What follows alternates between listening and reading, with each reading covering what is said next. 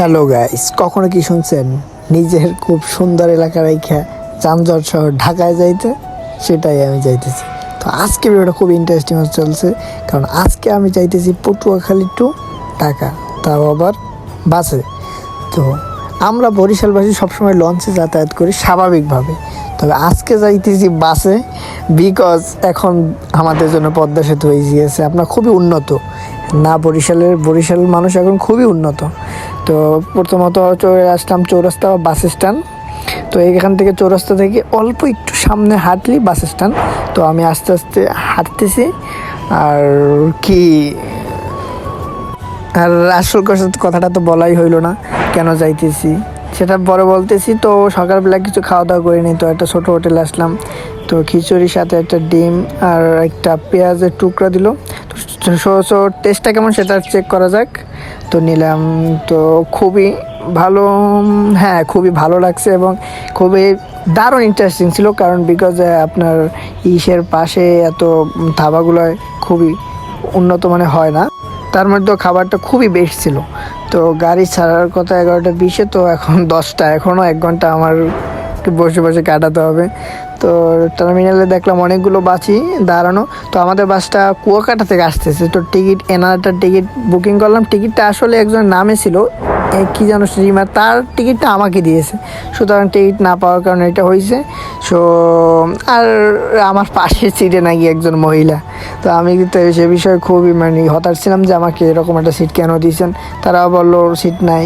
তো একটা হেডফোন কিনলাম, কারণ বাসে এমনিতেই তো। কিন্তু সব থেকে বড় সমস্যা, আমার ফোন আইফোন এক্সে হেলমেট ঢুকানো, আপনার হেডফোন ঢুকানোর কোনো জায়গাই নেই। তো আর ভিডিওটা ওদিকে ভিডিও করে নিয়ে এখানে বরিশাল বিশ্ববিদ্যালয় এখানে এসে আমি একটা ছোটো একটা কাট নিতেছিলাম, যে বরিশাল বিশ্ববিদ্যালয় আমাদের প্রতিটা বিভাগে একটা বিশ্ববিদ্যালয় আর রয়েছে, তার ভিতরে বরিশাল বিশ্ববিদ্যালয় খুবই উন্নত আমাদের বিশ্ববিদ্যালয়। তো আমার পাশে যে সিট, সে একজন খুবই বৃদ্ধ মহিলা, বলতে বয়স কম, তার সাথে একটি ছোট্ট ছেলে।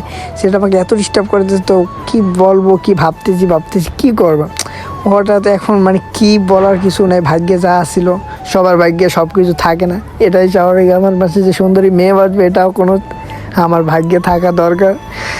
তো নিজেকে সান্ত্বনা দিলাম, কি আর করার। তো ভাঙ্গা আমার পদ্মা সেতু প্রায় খুবই কাছাকাছি চলে আসছি।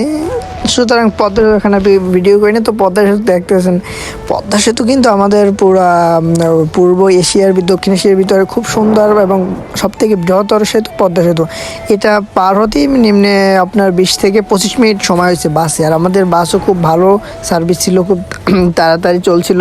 এনার বাস সার্ভিস খুবই ভালো, এগুলো লোকাল বাসের মতো না। তো সুতরাং চলতেছিলাম আর কি, যাইতে যেতে চলে আসলাম সেই ধুলাবালি এবং পলিউশনযুক্ত শহর ঢাকায়।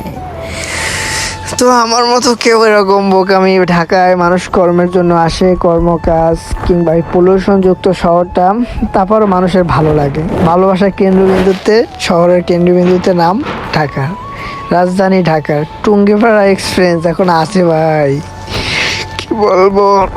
তো ভিডিওটা একদম শেষে পর্যন্ত চলে আসছি। ছোট্ট একটা আমার ব্লগ ছিল, আশা করি সবারই খুবই ভালো লাগবে।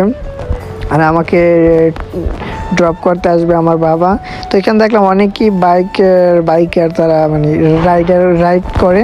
তো বর্তমানে বাংলাদেশে ওভারও খুব পপুলারিটি পাইছে, ওভারের মাধ্যমে মানুষ এখন খুবই যাতায়াত করে। তো আব্বু ফোন দিল, আইসা পড়ছে প্রায়। তো আর ভিডিওটা ভালো একটা লাইক, একটা কমেন্ট। তো